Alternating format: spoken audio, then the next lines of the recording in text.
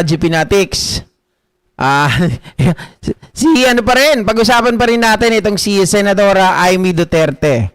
At syempre mga kababayan, sa ngayong issue, ito naman si Ombudsman, nagkakamali pa rin tayo. Itong si Ombudsman Boying Rimulya ang pumalag dito kay Senadora Amy, mga kababayan, dahil nga po merong panibagong pahayag itong si Senadora Amy Duterte na kung saan po sinasabi nito na by January 15, mga kababayan, ay mapapailan na po ng kaso si Villanueva, si Jinggoy Estrada, at mga kababayan yung dalawang magkapatid na Yap at itong si Garjola.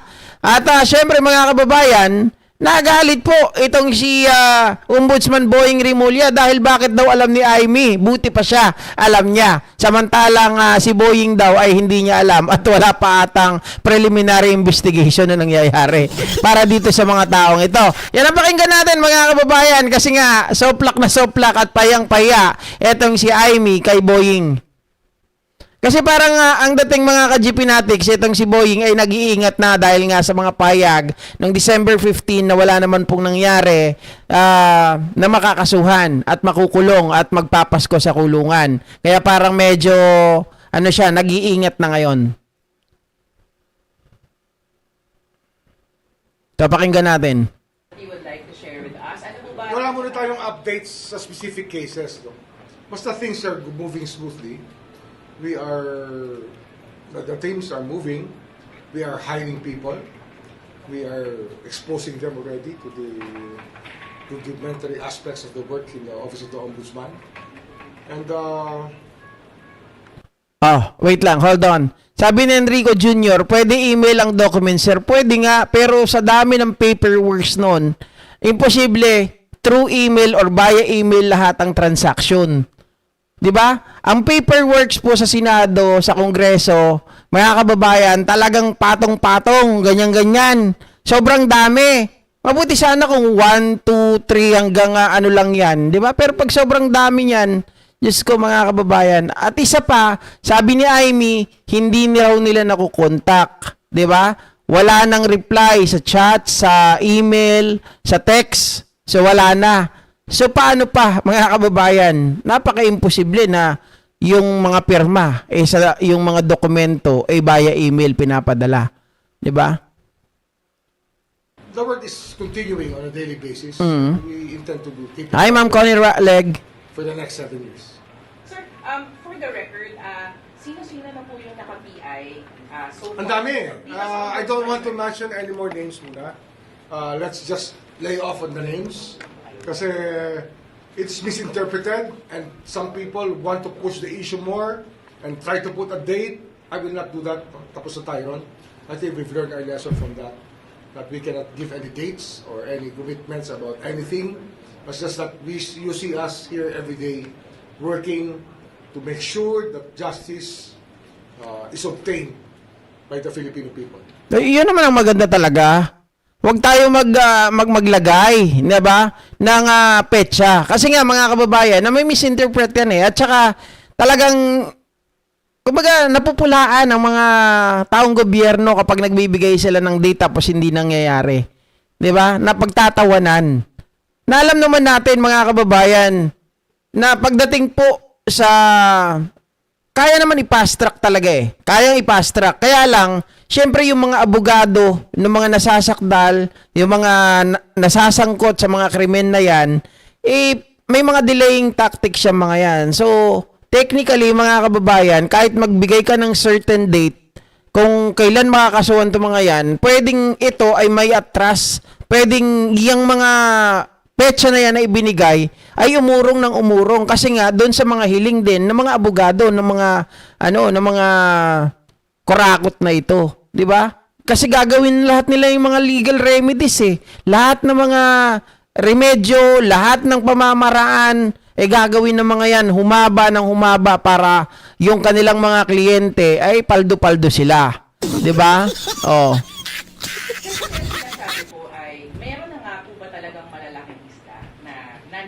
Walang duda yun, walang duda yun. Nasa proseso lahat yan. Ang ano lang talaga, ang due process lang talaga. ang sistema ng batas kasi susundin mo talaga na huwag mong maapakan ang karapatan ng bawat tao, lalo na yung mga humaharap sa bintang Mm. na pag violate ng batas. Kaya due process talaga ang tinitingnan natin dito. Yan pinangangalagaan ng ating saligang batas, ang karapatan ng mga akusado sa mga proseso na ganitong pinagdadaanan. Sir, for the record, ang nasa DOJ po na nag-PPI ngayon ay Senator Revilla, Estrada, Villanueva. Yes. Meron pa po bang pangalan doon sa Hindi, yung tatlo muna, pero parang meron pang-apat na tinitingnan namin at pang-lima, pero yung isa senador, yung isa hindi na senador. Hindi senador. Opo. Sir, bakit po nasa DOJ yung PI sa kanila? Kasi yung habang hawak nila yung testigo, mas madalas sila nakakausap, mas maganda na huwag na maaksaya yung oras at tuloy-tuloy na yung maging usapan para walang patid ang linya ng pangungusap. Kagaya yan, kung si Yusek Bernardo pinag-uusapan at kung sino-sino ang nakaturo, at least andun lang sa DOJ yung pinanggagalingan ng tanong at malalaman natin kagad kung saan tumigil at saan nagsimula. Mm. Kasi pag pinasa-pasa natin sa iba't ibang opisina, diyan nagkakawalaan ng atensyon. Eh, mahalaga, huwag mapuputol ang atensyon natin sa bawat kaso na ating pinag-aaralan at kung saan natin iniimbestigahan ng mga tao. Sir, yung sa issue po ng mga umano'y dokumento, files ni Yusek Cabral, ano na po yung update po? Wala pa yan eh. Turn over sa amin yan ng DPWH, titignan namin. Pero, huwag lang magkasabi yung ibang tao na alam nila yung laman, kasi wala pwede magpatunay niya kundi yung computer mismo na hawak namin. At wala pwede magsabi na yung kanila ang tunay, yung iba hindi tunay. Kaya sa akin, ayoko sumama sa usapin na yan kasi hindi dapat pinag-uusapan yung bagay na talagang ebidensya lang naman ang ating titignan. Sir, Hi, Ma'am Jenny Ramos. bakit po delikado yung mga ganong klaseng revelations on certain documents na hindi po hawak ninyo or hindi po nabe-verify? Yun nga ito yung problema dyan eh. Kung sasabihin na nanggaling sa isang tao na namatay na ang dokumento, paano mo patutunayan yun? Ang pwede magpatunay niya yung tao namatay. Mm. Di ba? Eh, alam ka naman, makipagtalo ako sa isang bagay na alam natin nanggaling sa isang taong namatay na inaamin naman yung nagsasabi. Anong pag-uusapan mo? Wala nang pag-uusapan eh. Di ba? Would you be willing po to authenticate yung mga files na meron? Authenticate for what? And so, who's having it authenticated for what purpose? The so-called... Are they prosecutors? Are they investigators? Who wants it?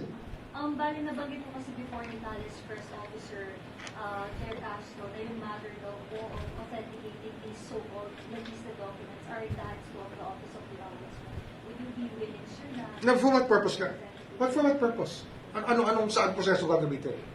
Kasi kung ito in-aid of publicity, huwag na natin pag-usapan. Ang mahalaga, may katuturan yung pinag-uusapan.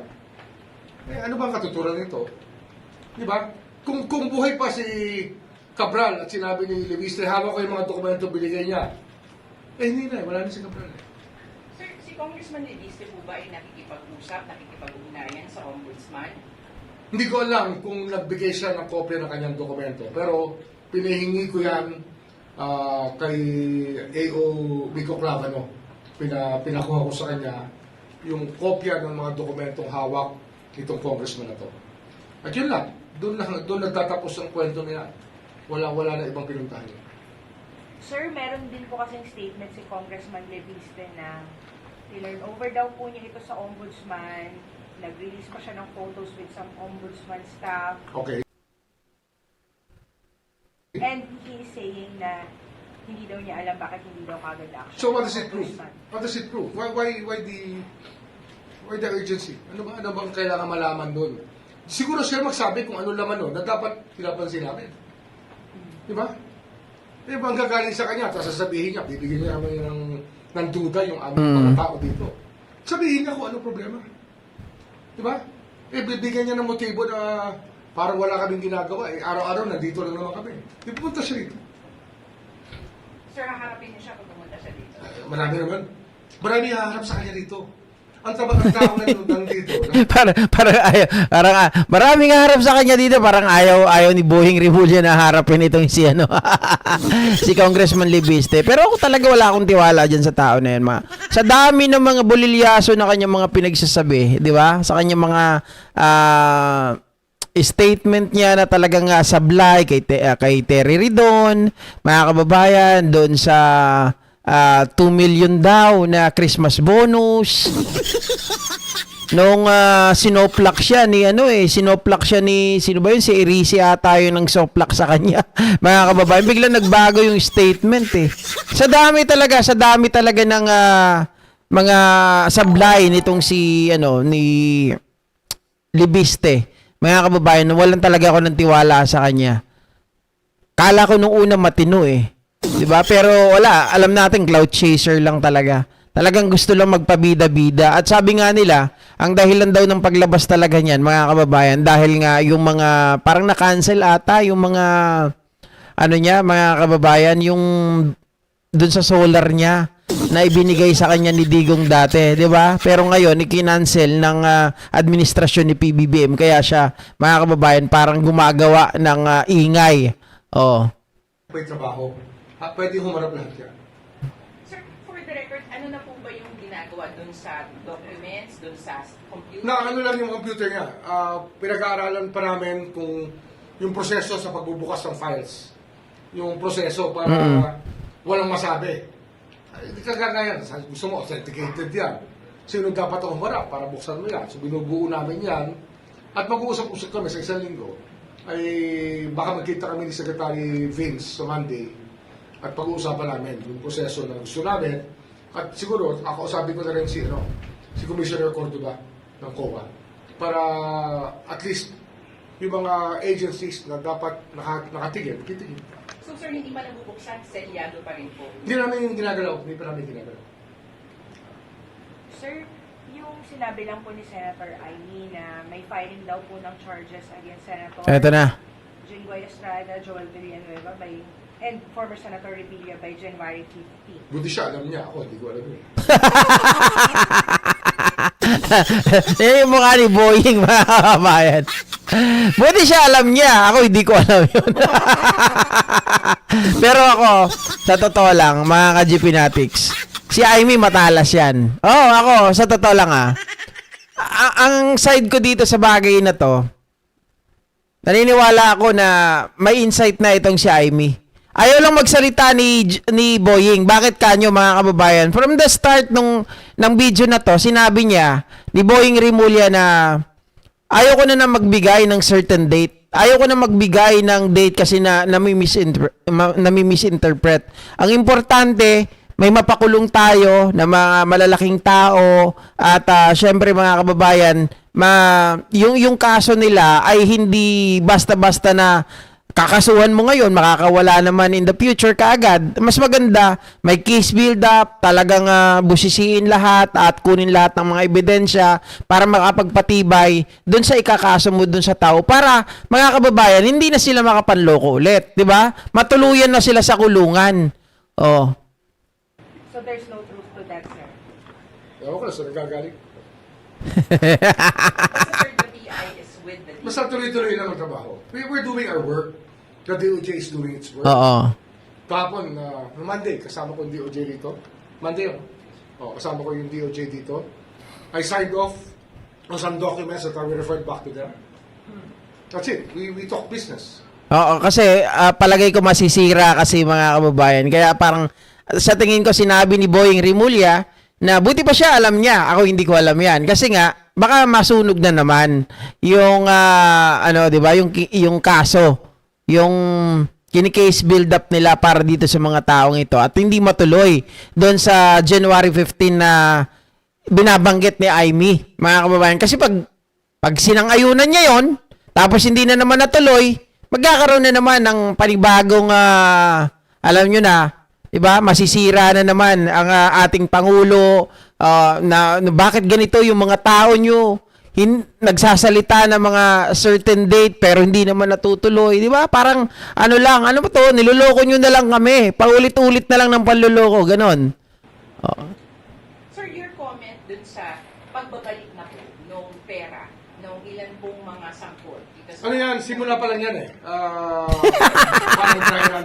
Talagang matalas si Jaime. Matalas ang baba. Langya kayo. Ang tinatawag natin yan kasi we expect this to hasten up later on. Mm. Kasi nga, the avenue to return money is not always there for everybody. Dapat yan, habang maaga mabuti, isoli na. Oo. At marami naman makakatanggap dyan. Uy, ombudsman, baka mamaya magalit na naman si Marcoleta niyan. baka mamaya, suguring ka nun. Sabihin sa'yo, yan ka na naman eh. Ha? Restitution ka na naman. Isa sa amin na sila inimbestigahan. Ayun ba, grabe, Sir Tony? Sasabihan rin na bibigyan ng pagkakataon mag-soli. Sir, naglabas na po ba kayo ng notices na yun? Hindi ba? Mm. Pero ngayon kasi, nag-fact-finding na kami sa mga taong inimbestigahan. Nag-fact-finding kami. So, dapat may basis na kami para pag kinakausap namin, alam na namin yung pinag-uusapan. Alam naman, saka namin itatanong yung hindi namin alam. Dapat yun, pag nagtanong ka, alam mo na rin yung sagot eh. Di ba? We don't go there asking a question you don't know the answer to. Basically, that's what investigation is all about. You know where you're leading to.